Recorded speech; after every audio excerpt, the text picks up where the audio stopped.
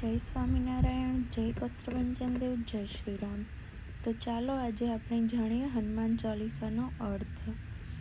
તો એની પહેલી લાઈન છે, જય હનુમાન જ્ઞાન ગુણ સાગર. તો એનો અર્થ એ થાય છે કે અહીં હનુમાનજીને જ્ઞાન, વિદ્યા અને સારા ગુણોના અખૂટ સાગર તરીકે વંદન કરવામાં આવે છે. તેઓ માત્ર શક્તિશાળી જ નથી, પરંતુ ખૂબ જ બુદ્ધિશાળી, વિનમ્ર અને ધર્મનિષ્ઠ પણ છે. અને એની બીજી લાઈનમાં, જય કપીસ તિહુલોક ઉજાગર.